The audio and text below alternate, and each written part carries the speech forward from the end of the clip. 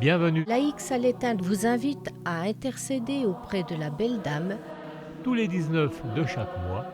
avec Yves et Martine en union fraternelle de prière. Nous nous sommes inspirés d'un essai du père Marcel Schellever, missionnaire de Notre-Dame de la Salette, une relecture audacieuse du message de la Vierge. Choisissez donc la vie. C'est un livre d'une conviction. Avancez, mes enfants. Dans le livre d'Isaïe au chapitre 41, « Ne crains pas, je suis avec toi, ne sois pas troublé, je suis ton Dieu.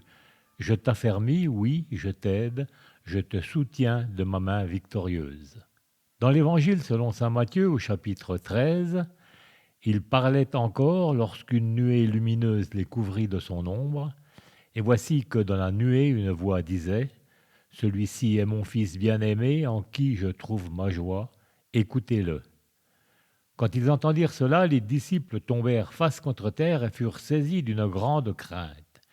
Jésus s'approcha, les toucha et leur dit « Relevez-vous et soyez sans crainte. » Et au chapitre 14, Jésus dit aux disciples effrayés « Rassurez-vous, c'est moi, n'ayez pas peur. »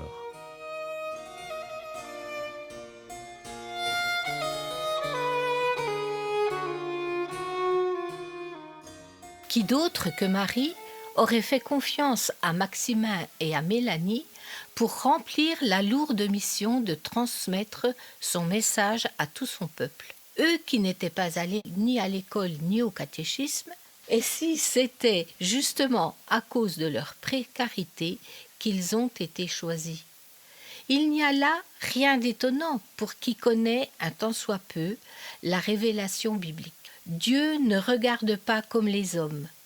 Eux regardent les apparences, le Seigneur regarde le cœur, dit Dieu à Samuel, qu'il a chargé de choisir un roi pour son peuple. Nous retrouverons bien sûr ce privilège des petits dans le Nouveau Testament sous la plume de Paul.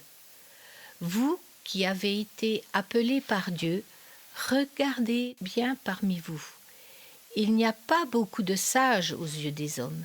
Au contraire, ce qui est d'origine modeste, méprisé dans le monde, ce qui n'est rien, voilà ce que Dieu a choisi. 1 Corinthiens chapitre 1.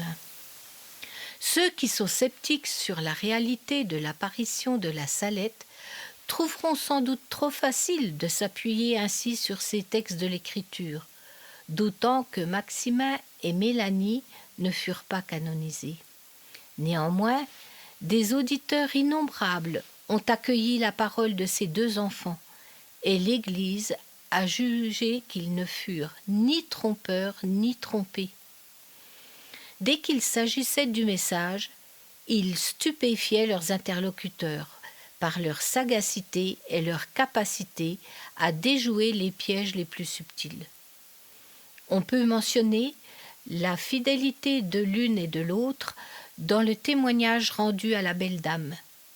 Peut-être parce qu'ils faisaient partie de ces pauvres, ceux que l'on a classés dans le quart-monde, qui ne peuvent que très difficilement sortir de leur dénuement.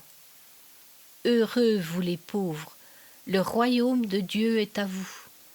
En Luc 6. Les enfants, les pauvres, pour Marie à la Salette comme pour Jésus, dans l'Évangile, sont les préférés de Dieu.